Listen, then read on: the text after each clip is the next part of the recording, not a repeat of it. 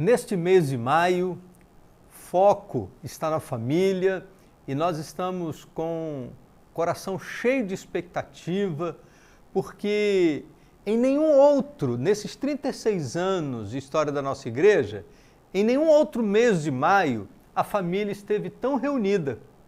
E essa pandemia, toda essa situação que nós estamos vivendo, tem provocado que obrigatoriamente a família esteja reunida. E eu creio que nós vamos viver um mês de maio muito especial, exatamente por causa disso, e o tema que estaremos desenvolvendo durante todo esse mês de maio, nesses 31 dias de oração pela família, Jesus transforma a minha família. E você quer que sua família seja transformada por Jesus? Existem pessoas na sua casa que precisam ser transformadas por Jesus? Existem pessoas no seu relacionamento que precisam ser transformados por Jesus? Então confie que Jesus pode de fato transformar a nossa família, e eu gosto desse tema porque ele particulariza. Jesus transforma a minha família. Eu sei que você tem pessoas que precisam ser transformadas. Eu tenho pessoas que, na minha lista de 5 nomes, eu já tenho colocado em outras campanhas, e eu não vou desistir de orar por eles, pessoas da minha família, que eu desejo que viva esta transformação que só Jesus pode dar. Então, queridos, eu quero te encorajar a partilharmos juntos desse mês de maio, reunidos em família, orando juntos, para que Jesus transforme a nossa família. Que a nossa família seja alvo da graça do Senhor.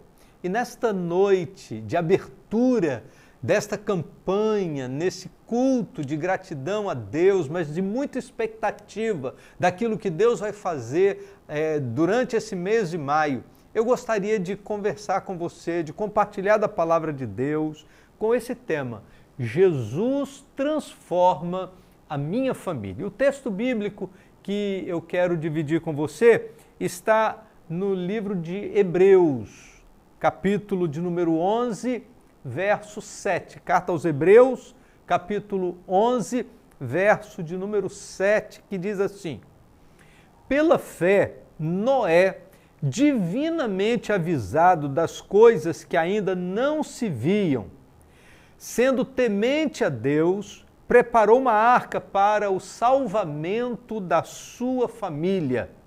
E por esta fé condenou o mundo e tornou-se herdeiro da justiça, que é segundo a fé.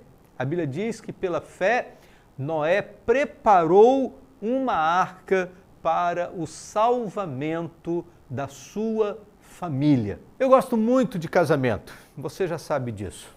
Gosto de fazer casamento, gosto muito de fazer curso de noivos e preparar os casais para vivenciarem esta experiência de vida a dois. São atividades ministeriais que eu faço com muita alegria, porque quando a gente faz um curso de noivos e a gente prepara um casal para os caminhos da vida conjugal, a gente consegue evitar que alguns erros sejam cometidos, que alguns problemas sejam vivenciados. E eu gosto muito de casamento, eu gosto muito de ir a casamento, de fazer casamento. São ocasiões especiais na vida da igreja, na vida das famílias, na vida das ovelhas. Eu gosto de fazer casamento, especialmente de ovelha com ovelha. Você sabe disso, é algo que traz muita alegria para o meu coração. Você chega no casamento, aí você vê a igreja arrumada, as famílias muito bem vestidas, né?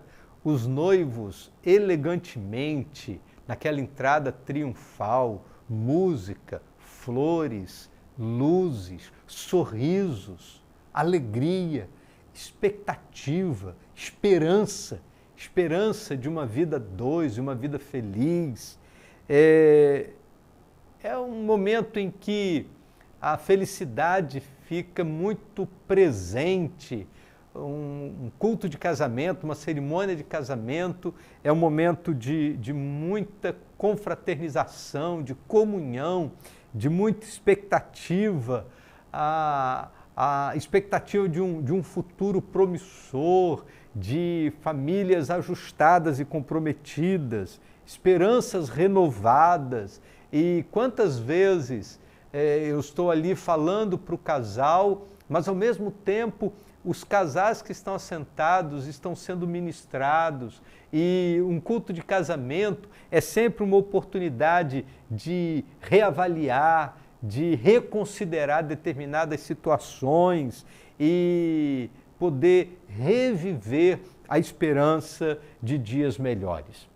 Nos capítulos de 6 até o capítulo 9 do livro de Gênesis, nós temos a narrativa bíblica de um momento de crise que abateu sobre todo o mundo.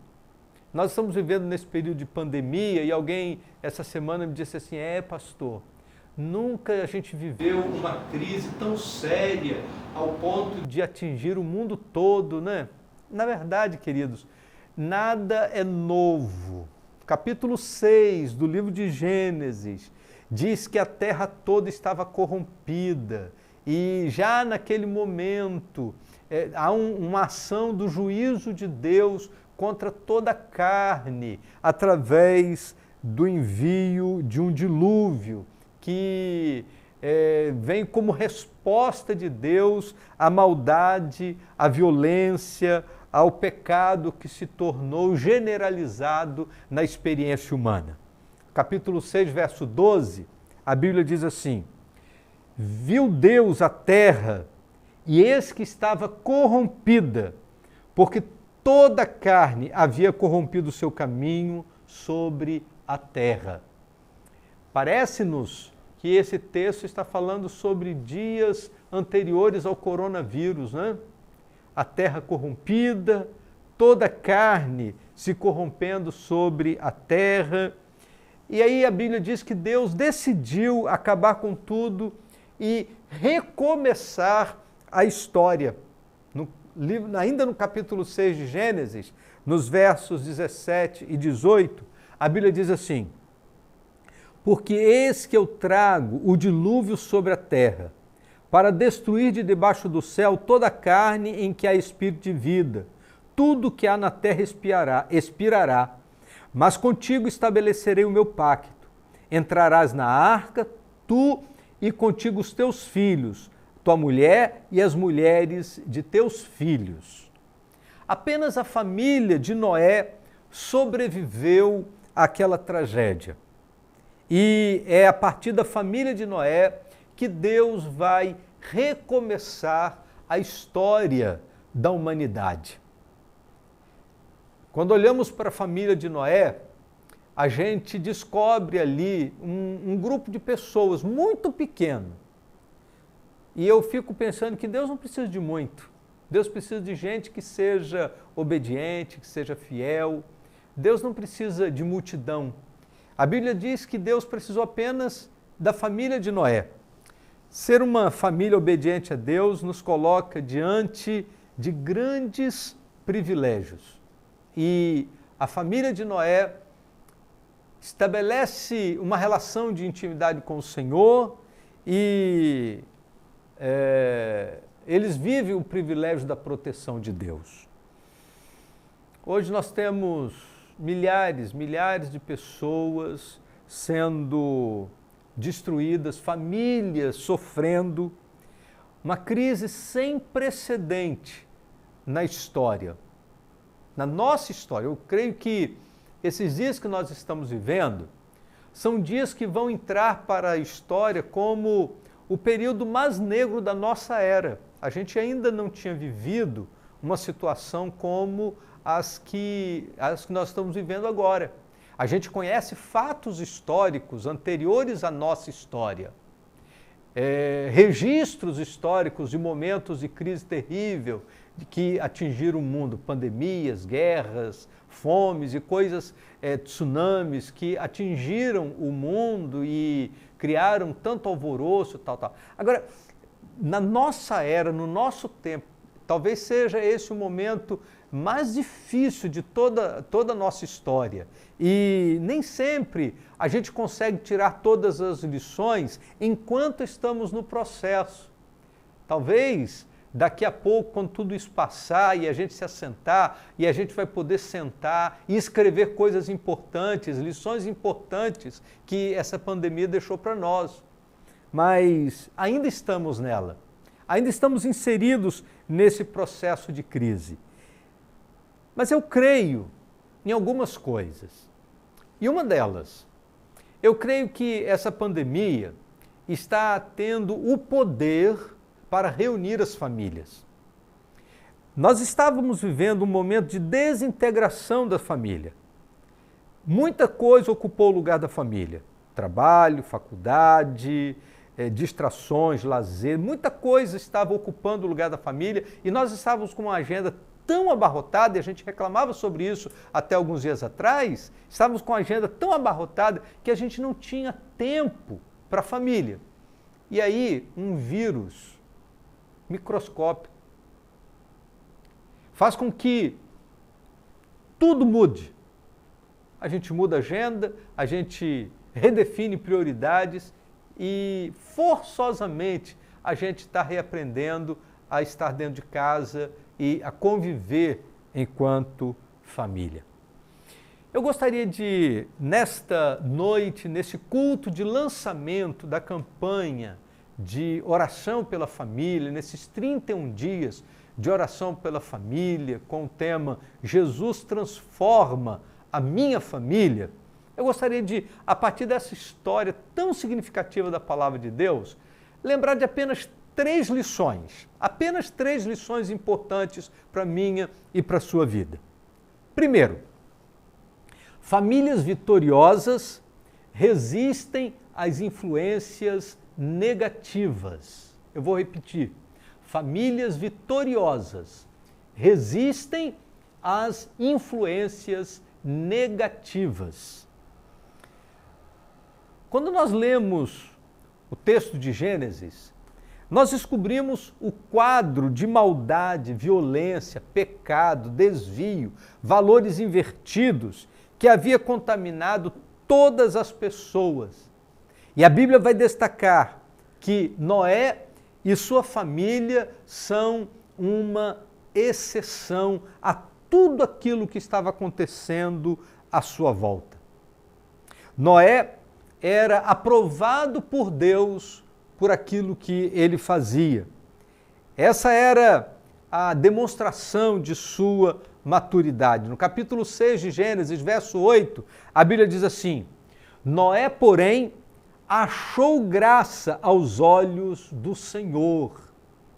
Se a maldade era uma realidade comum àquela geração, se o pecado, se a inversão de valores era uma realidade comum àquela geração, a Bíblia diz que Noé achou graça aos olhos do Senhor. Talvez seja uma coisa importante para a gente se perguntar nesse momento: a quem nos interessa os valores que defendemos? Nos interessa atender às expectativas desse mundo caído? Nos interessa atender às expectativas dessa mídia pecadora que a todo tempo está tentando construir o nosso modo de pensar? É isso que nos interessa? Nos interessa atender aos apelos dessa sociedade pervertida? Diz a palavra de Deus, mundo perverso, iníquo. É isso que nos interessa? A Bíblia diz que o interesse de Noé era atender às exigências da vontade de Deus, por isso Noé achou graça aos olhos do Senhor. Ele não se permitiu infectar pelas influências daquilo que estava à sua volta. Capítulo 6 de Gênesis, verso 9, olha o que a palavra de Deus fala. Estas são as gerações de Noé. Ele era homem justo e perfeito em suas gerações e andava com Deus. Depois, no capítulo 7, verso 1, diz assim: depois disse o Senhor a Noé: entra na arca, tu e toda a tua casa, porque tenho visto que és justo diante de mim nesta geração.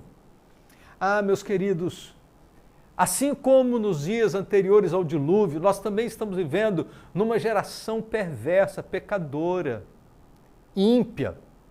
Estamos vivendo num tempo muito difícil, mas nós não podemos permitir que as influências negativas daquilo que está acontecendo à nossa volta venham definir o modo de nós vivermos a vida dentro da nossa casa e na nossa relação com Deus.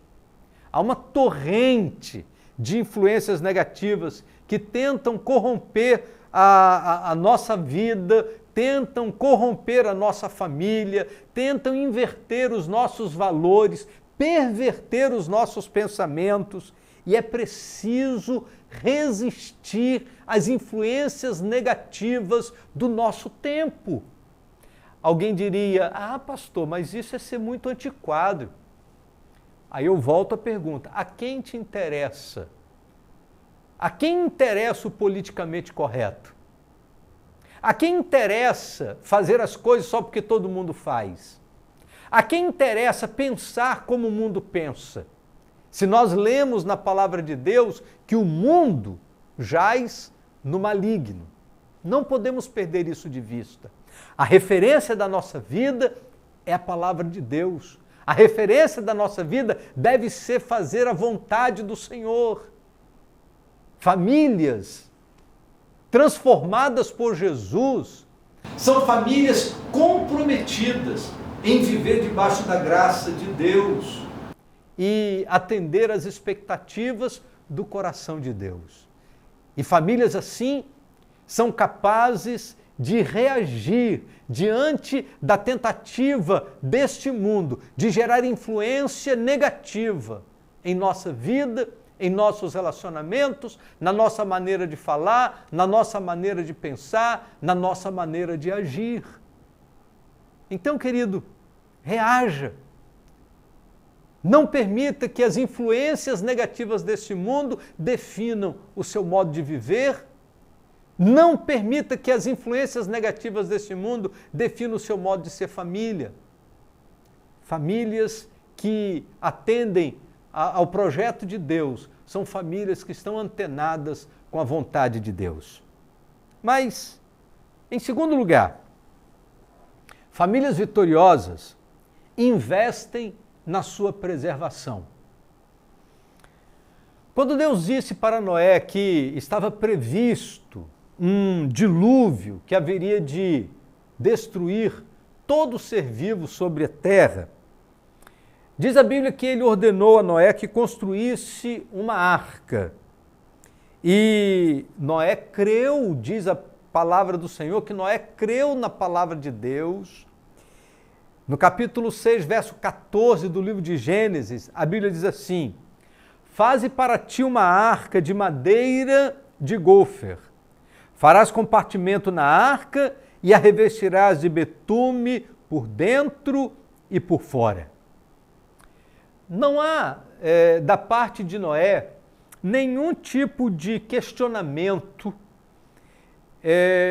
Ele investiu duas coisas para construir aquela arca. Ele investiu tempo e ele investiu dinheiro. Eu não sei quem falou isso, mas é um pensamento que veio aqui à minha mente, que eu acho muito interessante. Diz assim: diga-me aonde você investe o seu tempo e o seu dinheiro, e eu vou te dizer quais são as suas prioridades. A prioridade de Noé, naquele momento, era preservar a sua casa, era preservar a sua família. Por isso, ele investiu tempo e dinheiro para a construção daquela arca. No filme Prova de Fogo, tem uma frase muito interessante que diz assim, ó: aquilo que você investe tempo, energia e dinheiro se tornará mais importante para você. É difícil se importar com algo em que não investiu. Permita-me imaginar que Noé tenha investido todas as suas reservas financeiras na construção daquela arca, comprando materiais, comprando madeira, fazendo o transporte de todo o material para aquele local. Era uma arca gigantesca. Tudo que ele possuía, todo o dinheiro da sua família, todos os seus bens, todas as suas posses, Noé investiu tudo na única coisa que iria flutuar quando chegasse o dilúvio. Creio que nesses dias que estamos vivendo, devemos fazer como Noé. Devemos investir nosso tempo e o nosso dinheiro naquilo que de fato vai conseguir sobreviver a tudo isso. E a sua família certamente vai precisar sobreviver a toda essa pandemia, toda essa situação. Por isso, é imprescindível que você invista tempo, energia, dinheiro, recursos, tudo aquilo que você puder para preservar a sua família. Nenhum outro marido ou pai fez o que Noé fez naqueles dias. Apenas Noé investiu na preservação de sua família, dando naqueles dias todo o seu tempo, todo o seu amor, todo o seu afeto, toda a sua atenção, toda a sua oração para preservar a sua família.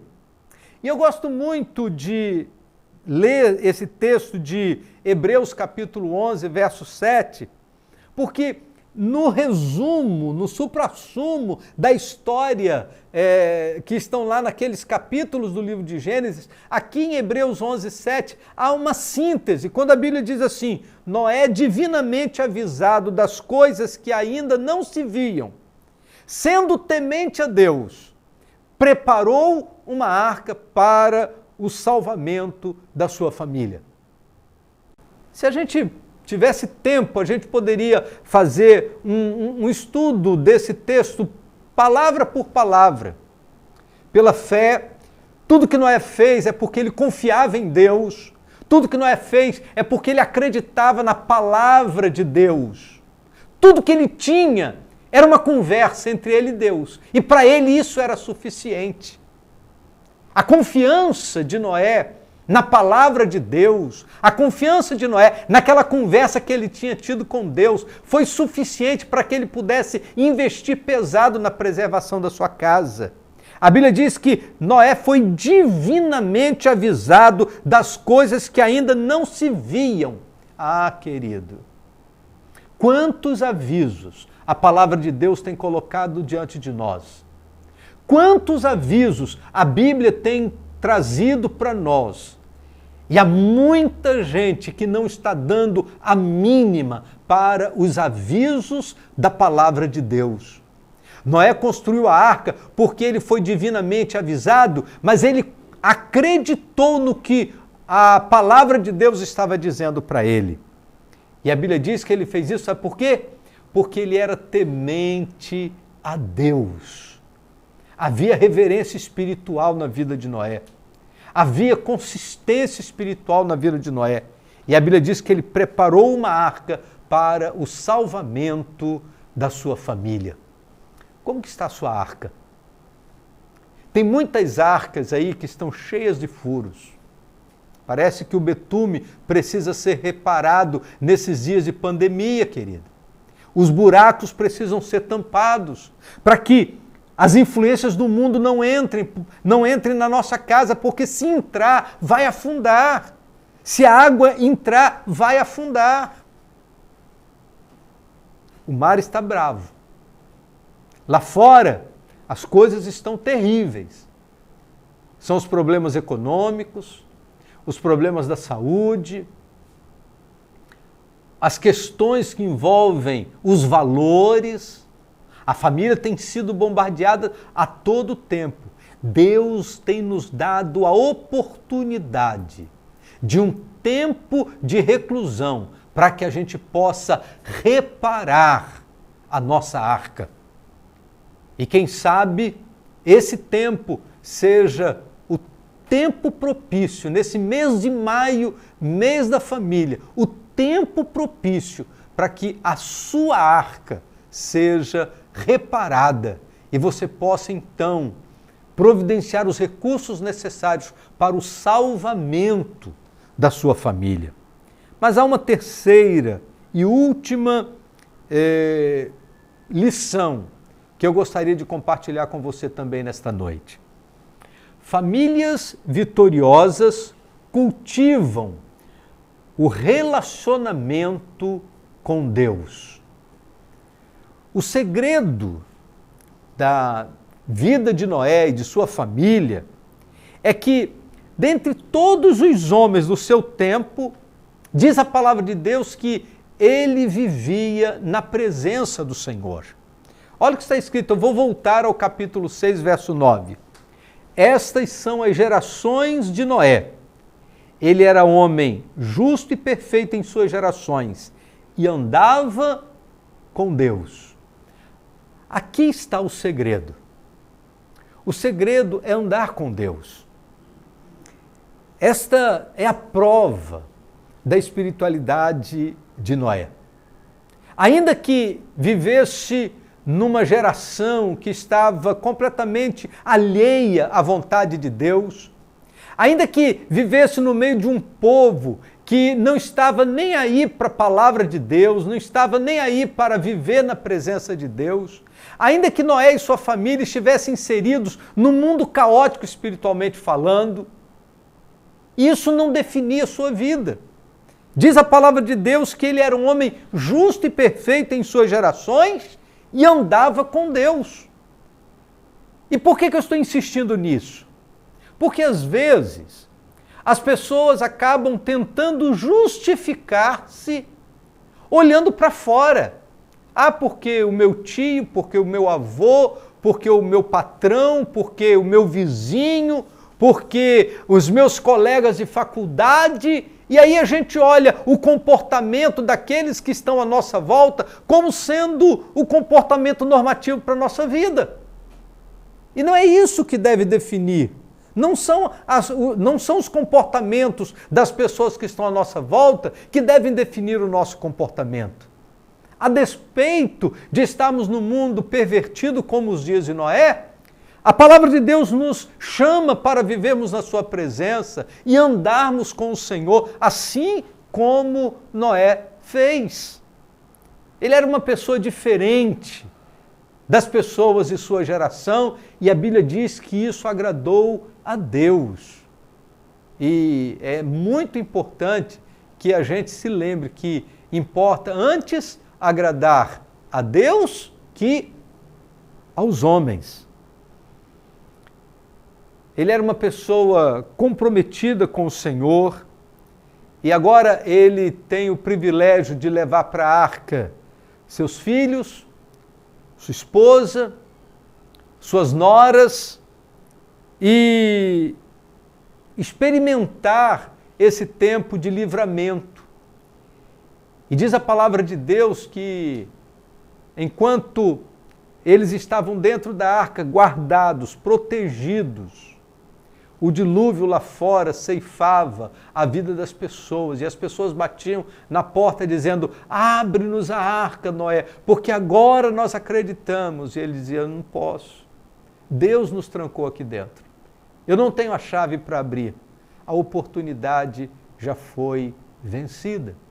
Sabe, queridos, a palavra de Deus, ela nos diz que a vinda de Jesus será como nos dias de Noé, que as pessoas casavam-se e davam-se em casamento, não se apercebiam, não conseguiam enxergar, porque estavam com seus olhos fechados E a Bíblia diz que o Deus desse século cegou o entendimento dos incrédulos para que não lhes resplandeça a luz do Evangelho. A vinda de Jesus vai ser muito parecida com aqueles dias, diz a palavra de Deus. No momento em que todos estiverem achando não é o momento, é nesse dia que Jesus vai voltar e todos os sinais apontam para a proximidade da volta de Jesus.